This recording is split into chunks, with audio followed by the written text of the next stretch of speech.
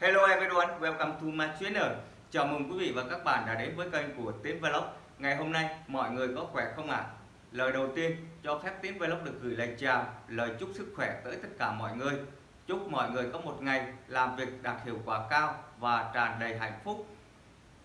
Để tiếp tục với chủ đề hành trình đi tìm sức khỏe của Tiến Vlog, thì thời gian vừa qua có một số bạn đã nhắn tin cho Tiến Vlog và hỏi rằng phương pháp điều trị căn bệnh ung thư vòm họng như thế nào. Thì ngày hôm nay để giải đáp những vấn đề đó, Tiến Vlog xin phép được chia sẻ đến với tất cả mọi người một số phương pháp điều trị căn bệnh ung thư vòm họng hiện nay mà ở các nước đang áp dụng.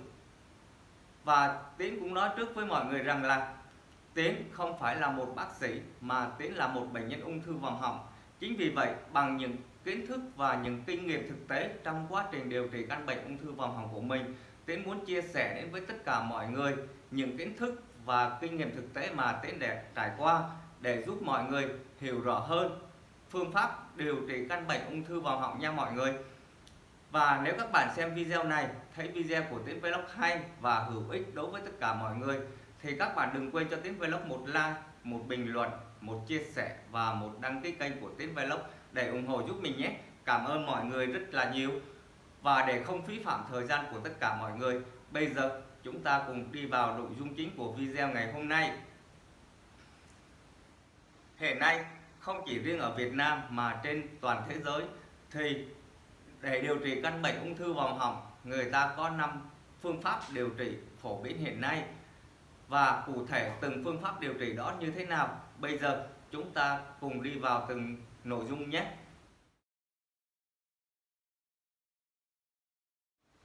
Phương pháp điều trị đầu tiên đó chính là phẫu thuật. Đối với phương pháp phẫu thuật thì căn bệnh ung thư vòm họng chỉ áp dụng đối với những bệnh nhân phát hiện ở giai đoạn đầu hoặc là sau khi quá trình điều trị bị tái phát lại, người ta sẽ dùng biện pháp là phẫu thuật để loại bỏ những cái hạch cổ còn sót lại để triệt tiêu hoàn toàn cái tế bào ác tính ở trong cơ thể của mình.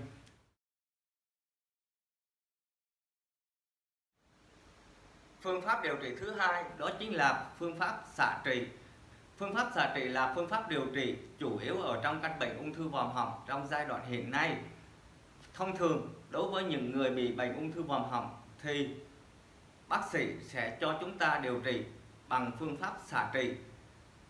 Phương pháp xạ trị này tùy thuộc vào tình hình sức khỏe của bệnh nhân mà mỗi bác sĩ người ta sẽ đề ra những phác đồ khác nhau. Thông thường người bị bệnh ung thư vòm họng sẽ điều trị trong khoảng từ 6 đến 8 tuần, tương đương với khoảng 20 cho đến 35 tia xạ.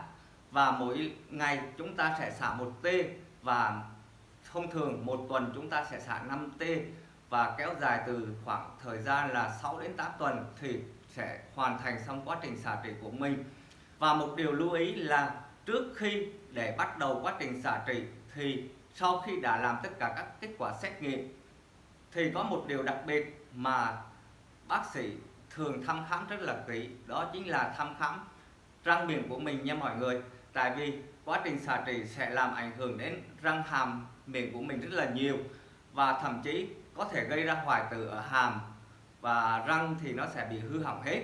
Thành ra trước khi bắt đầu quá trình xạ trị, bác sĩ sẽ cho mình kiểm tra lại toàn bộ cái răng miệng của mình để xem thử là răng miệng mình có vấn đề gì hay không. Nếu như răng có vấn đề, bác sĩ sẽ cho nhổ bỏ những cái răng hư hỏng đi để tránh quá trình xạ trị làm ảnh hưởng nha các bạn. Và sau khi đã khám răng miệng xong thì bước tiếp theo là mình sẽ đi làm mặt nạ để cố định khuôn mặt của mình. Đấy, thì trước đây Tiến cũng đã từng làm như vậy, có nghĩa là bác sĩ sẽ cho mình đi chụp chiếu và cố định cái khuôn mặt của mình và ra một cái mặt nạ bằng nhựa để cố định lại những cái vị trí để quá trình mình xạ trị nó được chính xác hơn. Phương pháp điều trị thứ ba đó chính là phương pháp hóa trị. Hóa trị có nghĩa là truyền hóa chất vào trực tiếp trong cơ thể của mình. Và thông thường khi phương pháp điều trị bằng xạ trị bị thất bại thì các bác sĩ sẽ áp dụng phương pháp hóa trị để tiêu diệt các tế bào ung thư.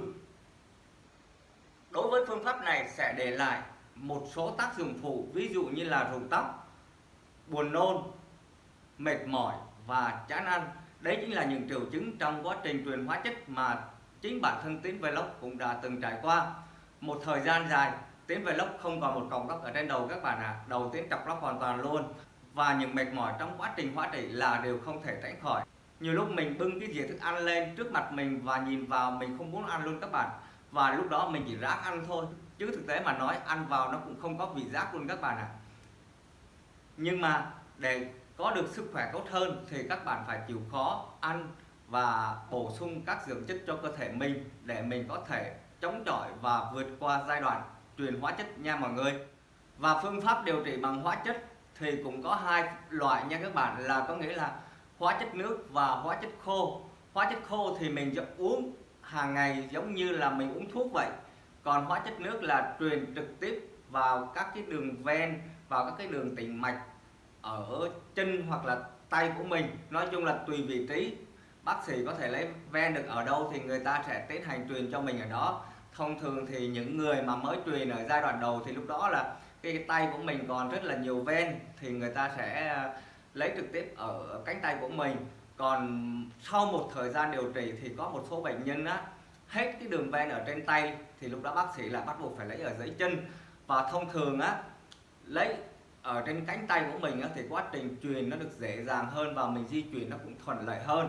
Còn mà truyền ở dưới chân thì nó tương đối là hơi đau một chút, và quá trình di chuyển thì nó hơi khó khăn cho mình. Nói chung là thông thường bác sĩ sẽ lấy ở ven ở trên tay trước, và nếu như trường hợp hết ven thì lúc đó bác sĩ mới lấy đường ven ở dưới chân của mình. Và đối với hóa chất nước á, thì thông thường một mũi cách nhau là khoảng 7 ngày là đối với hóa chất nhẹ. Còn đối với hóa chất nặng á, thì là cách nhau 21 ngày thì mình sẽ vào một lần hóa chất. Đấy là cái phác đồ điều trị mà Tiến Vlog trước đây đã từng được áp dụng. Còn hóa chất khô thì chúng ta sẽ được uống hàng ngày, mỗi ngày sẽ uống 2 lần và uống trong khoảng là 14 ngày. Thông thường là như vậy. Mình thì toàn là uống trong vòng 14 ngày sẽ kết thúc một đợt uống hóa chất khô, và sau đó mình sẽ được nghỉ 7 ngày. Và như vậy là tổng cộng vẫn là 21 ngày thì mình sẽ uống thêm một đợt hóa chất mới. Và hiện tại bây giờ á, thì Tiến Vlog đang uống hóa chất khô nha mọi người. Tiến uống hóa chất khô đến hiện tại bây giờ là đã xong 12 chu kỳ hóa chất khô rồi các bạn ạ. Có nghĩa là sau 21 ngày mình sẽ kết thúc một đợt uống hóa chất khô, và sau đó mình lại lên bệnh viện và lấy thuốc về để tiếp tục sử dụng. Còn hóa chất nước thì Tiến cũng truyền nhiều lắm rồi, mà nói thật là đến tận bây giờ Tiến cũng không nhớ là mình đã truyền bao nhiêu lần hóa chất nước rồi nữa.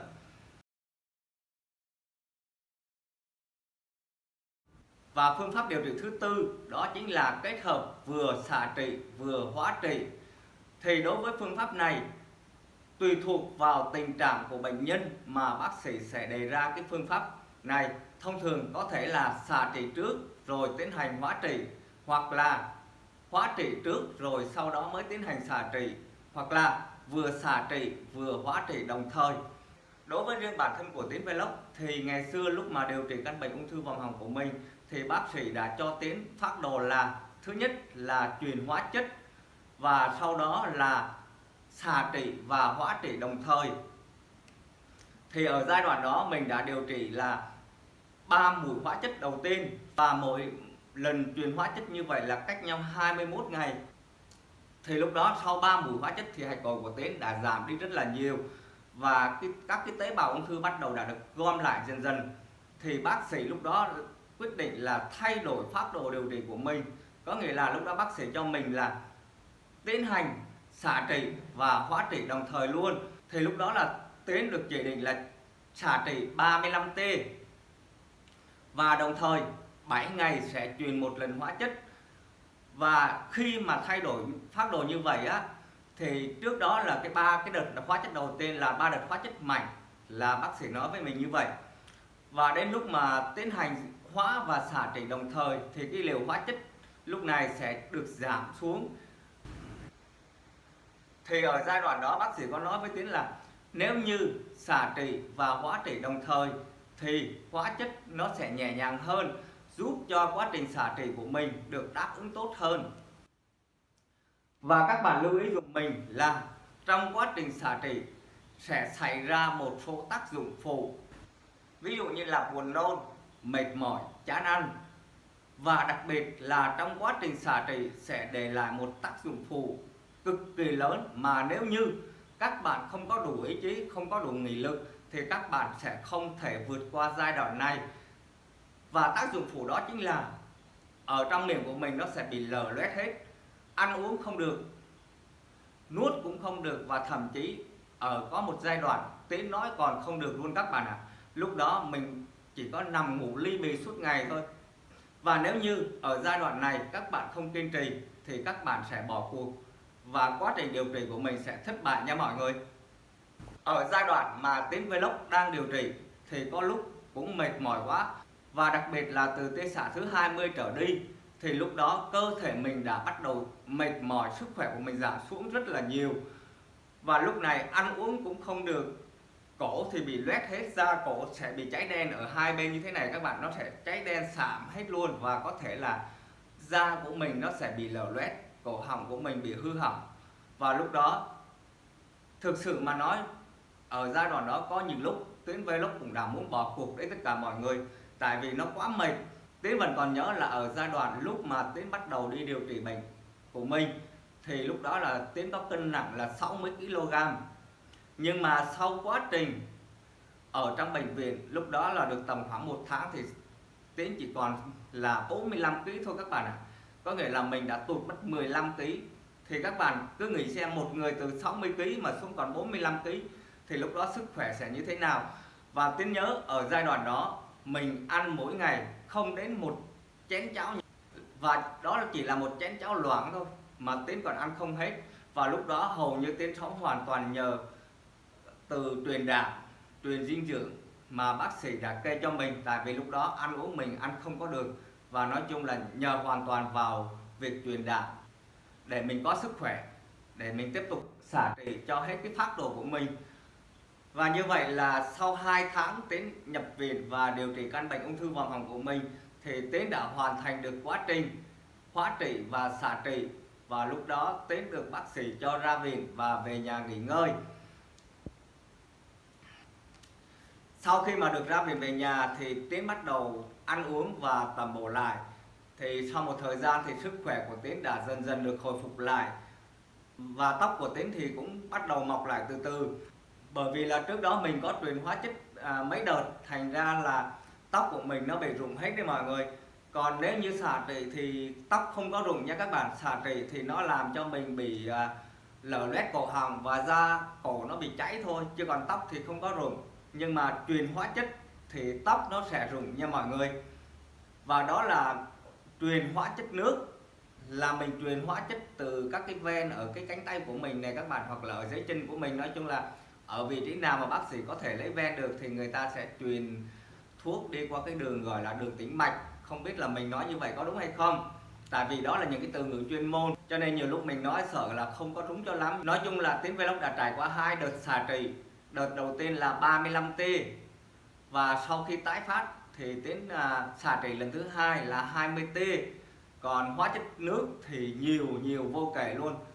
Tiến không nhớ là bây giờ cơ thể Tiến đã vào bao nhiêu lần hóa chất nước luôn các bạn ạ. Tại vì là nhiều quá mình cũng không có nhớ, và cũng đã trải qua một thời gian tương đối là dài.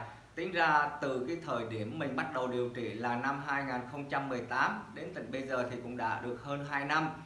Còn mình chính thức biết mình bị bệnh ung thư vòm họng là vào cuối năm 2016, và đến bây giờ là đã được hơn 4 năm rồi nha mọi người.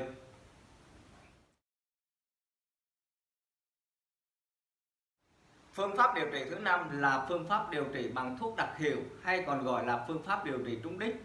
Thì hiện nay căn bệnh ung thư vòm họng cũng đã có một số loại thuốc điều trị trúng đích, và Tiến thì chưa từng điều trị bằng phương pháp này.